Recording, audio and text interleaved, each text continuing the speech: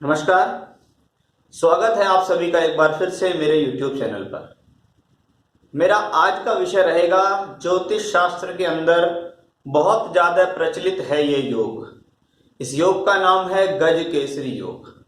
इस योग को लेकर लोगों के मन में बहुत ज़्यादा शंकाएं हैं, क्योंकि हर कोई व्यक्ति विशेष कुंडली दिखाते समय हमसे ये अपने आप बोल देता है मेरी कुंडली में गज केसरी योग है, लेकिन गज केसरी योग होते हुए भी उसे उसका फल नहीं मिल रहा है। तो क्या गज केसरी योग वास्तव में उसकी कुंडली में बना हुआ है? आज के वीडियो में हम इसी बात पर चर्चा करने वाले हैं कि गज केसरी योग सबसे पहले देखा जाएगा कि बनता कैसे है, इसके फल क्या होते हैं, किन किन लोगों को गज केसरी योग का फल मिलेगा और किन किन लोगों को गज केसरी होते हुए भी गज केसरी का फल नहीं मिलेगा। तो सबसे पहले तो ये जानना बहुत ज्यादा जरूरी है कि गज केसरी योग आखिर है कैसे और कहां से इसकी उत्पत्ति हुई है और कैसे ये बनता है। फिर जानेंगे इसके क्या फल है, किन स्थितियों में ये आपको फल देगा और किन स्थितियों में ये फल नहीं देगा।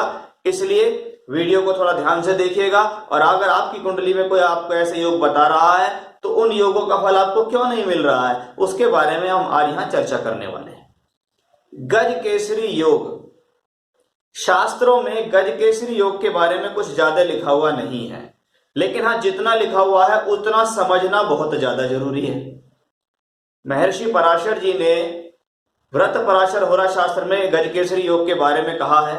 फल दीपिका में भी मंत्रेश्वर महाराज ने इसके बारे में चर्चा की है।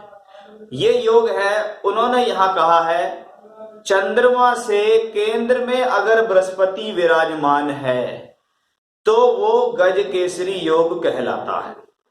यहां हमें चंद्रमा से बृहस्पति अगर केंद्र स्थानों में हो, केंद्र स्थान कहलाते हैं 1, 4, 7, 10, और वहीं त्रिकोण स्थान जो कहलाते हैं वो 1, 5, 9 कहलाते हैं।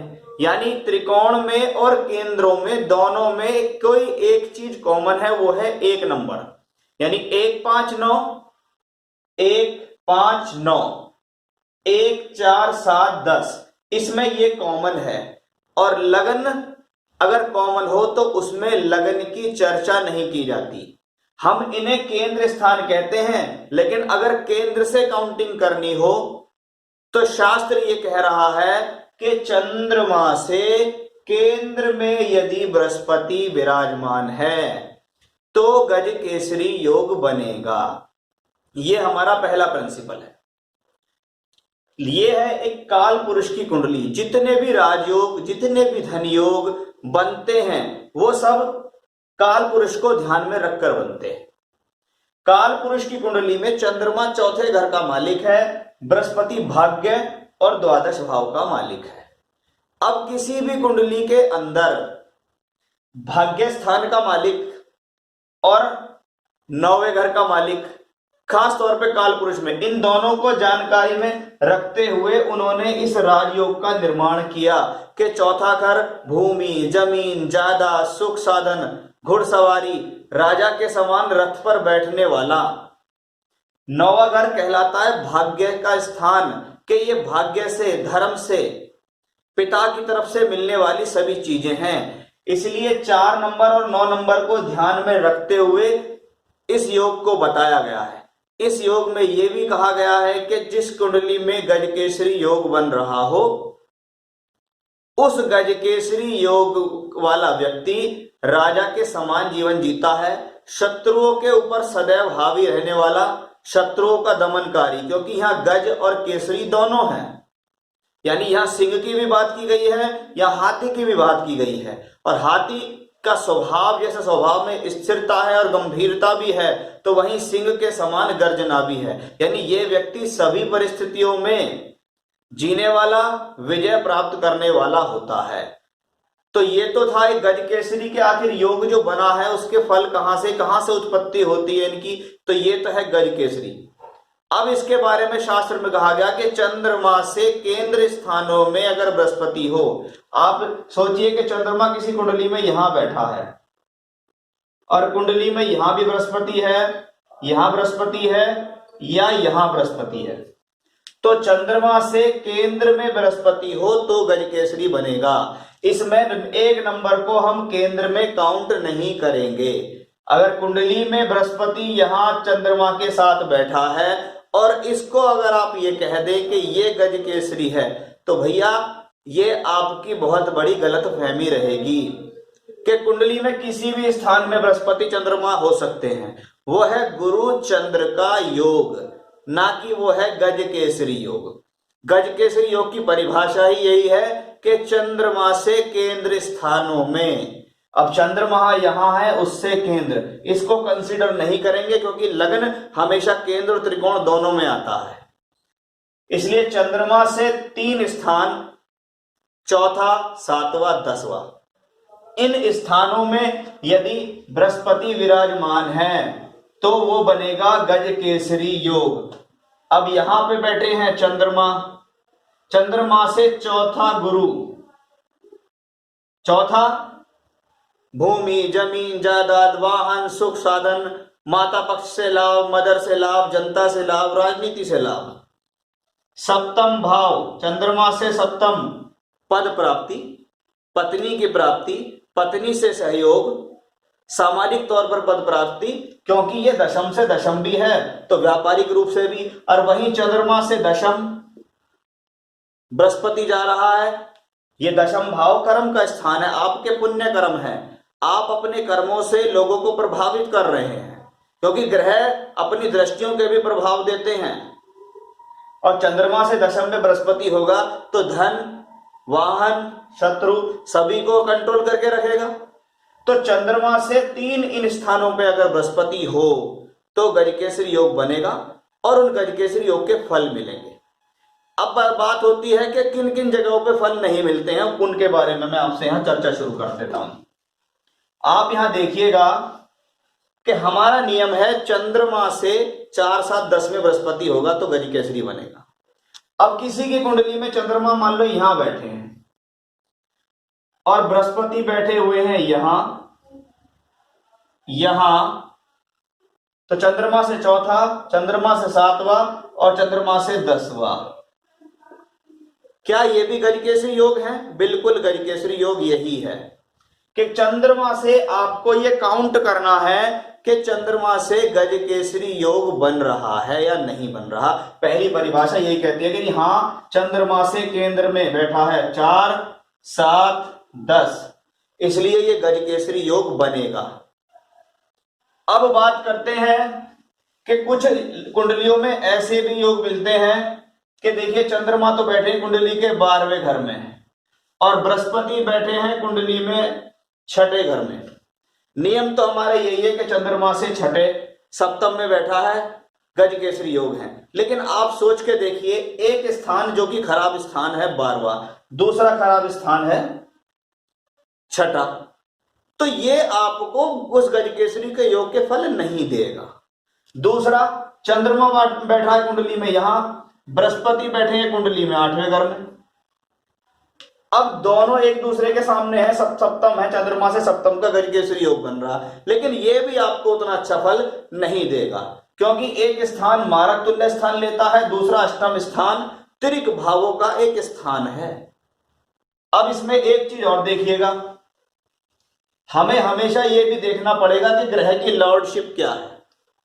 अब अगर 9 नंबर, 10, 11, 12, 1, 2, 3, 4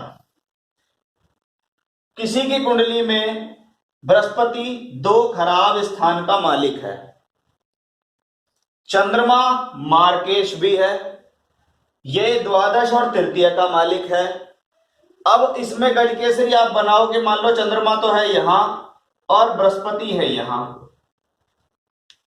नियम ये कहता है कि चंद्रमा से चौथे, 7वें या 10वें में बृहस्पति हो, या चंद्रमा से यहां बैठा हुआ हो या चंद्रमा यहां बैठा हुआ हो तो गजकेसरी होता है। लेकिन भैया लॉर्डशिप भी देखो कि बृहस्पति जब 2 खराब स्थान का मालिक है और चंद्रमा मार्केश जैसा तत्व भी लिए हुए है, तो ये गजकेसरी योग आपको होते हुए भी फल नहीं देगा। आपको सिर्फ यही लोग बात कहेंगे कि आपकी कुंडली में तो गजकेसरी योग बना हुआ है जी, वो कहेगा जी गजकेसरी का तो फल मुझे आज तक कभी मिला ही नहीं, आप बताते हो कि गजकेसरी योग है। तो ये वो स्थितियां हैं कि जिनसे आप ये देख सकते हैं कि आपका गजकेसरी है कहाँ का, कि कुंडली में 9, 10, 11, 12, 1, 2, 3, 4। अब चंद्रमा यहां का मालिक है और बृहस्पति यहां का मालिक है। ये स्थान भी अच्छा नहीं, ये स्थान भी अच्छा नहीं, ये एकादश है, थोड़ा बहुत लाभ मिल जाएगा, लेकिन ये भी छठे से छठा है। अब ऐसी स्थिति में चंद्रमा मान लो कुंडली में यहां बैठे और गुरु बैठ जाए यहां, तो चंद्रमा से चौथे में तो बृहस्पति हो गया, या चंद्रमा बैठ जाए कुंडली में यहां और बृहस्पति बैठ जाए यहां, तो चंद्रमा से चौथे में तो बृहस्पति आया, लेकिन गजकेसरी योग के फल नहीं मिलेंगे, क्योंकि जहां की वो लॉर्डशिप लिए हुए हैं, जहां के वो मालिक हैं, वो स्थान अच्छा नहीं है। इसीलिए सभी योगों को जो देखा जाता है वो काल पुरुष से देखा जाता है, कि काल पुरुष से चौथे और नौवे जो घर के मालिक हैं वो बृहस्पति और चंद्रमा हैं, इनसे उन्होंने गजकेसरी बनाया है। अब ऐसी स्थितियों में चंद्रमा अगर यहां बैठे और बृहस्पति बैठ जाए यहां, तो चंद्रमा बैठा है यहां 3 नंबर में, बृहस्पति बैठा है यहां 6 नंबर में। अगर लॉर्डशिप की बात करें तो दोनों अच्छे लॉर्डशिप हैं, लेकिन प्लेसमेंट की बात करें कि बैठा कहां पे है, तो ये भी स्थान अच्छा नहीं है, ये भी स्थान अच्छा नहीं है। तो ये गजकेसरी योग उन गजकेसरी योगों के मुकाबले अच्छे फल नहीं देगा। हाँ, बृहस्पति चंद्रमा बैठ जाए यहां और बृहस्पति बैठ जाए यहां, ये गजकेसरी है। इस गजकेसरी का आपको निश्चित फल मिलेगा, क्योंकि ये त्रिकोणों से और लाभ से बना हुआ है। बहुत सुंदर राजयोग है कि एक तो चौथे का मालिक भी यहां है, इसका मालिक यहां पहुंच गया। तो हमेशा आप ये देखें कि चंद्रमा से केंद्र में बृहस्पति है या नहीं, एक बात। दूसरा ये देखें कि कुंडली के अंदर बृहस्पति और चंद्रमा को कहां की लॉर्डशिप मिली हुई है, तो उस तरीके से रिजल्ट देगा। अब इसमें यह भी साथ साथ देखें कि ग्रह के अंदर बल कितना है। क्या ये चंद्रमा जो गजकेसरी योग बना रहा है, क्या ये पूर्णमासी का या शुक्ल पक्ष का चंद्रमा है, एक बार। क्या ये चंद्रमा अपनी राशि का है, क्या ये चंद्रमा उच्च का है, क्या नवांश में ये केंद्र त्रिकोण के अंदर है। वहीं बृहस्पति ग्रहों में अस्त तो नहीं है, ग्रह युद्ध के अंदर तो पड़ा हुआ नहीं है, 6, 8, 12 में तो नहीं गया है, अस्त तो नहीं हो गया है, पीड़ा में तो नहीं है, या वर्ग कुंडली यानी नवांश कुंडली में ये खराब तो नहीं हुआ है। तो गजकेसरी के फल लेने के लिए आपको इन बात का ध्यान देना होगा। सिर्फ यही नहीं है, बिल्कुल अपने दिमाग से इसे निकाल दीजिएगा कि कुंडली में अगर चंद्रमा और गुरु एक साथ हैं तो ये गुरु चंद्र का योग है। ये आपको दानी, धार्मिक, सत्यवादी किस्म का बनाएगा, जीवन में सुख साधन देगा, ईश्वर के प्रति आस्था देगा, सामाजिक कार्यों के प्रति आस्था देगा। लेकिन ये योग गजकेसरी नहीं है, ये है गुरु चंद्र का योग। गजकेसरी जब भी बनेगा जब चंद्रमा से केंद्र में आपके ग्रह आएंगे, और किस तरीके से वो आपको फल देंगे वो आप अपनी कुंडली में आप बहुत आसानी से देख सकते हो कि मेरी कुंडली में गजकेसरी है या नहीं, और है तो क्या वो मुझे अच्छे परिणाम देगा या नहीं देगा। वो आप लॉर्डशिप से देख सकते हो, कहां का मालिक होके कहां बैठा है।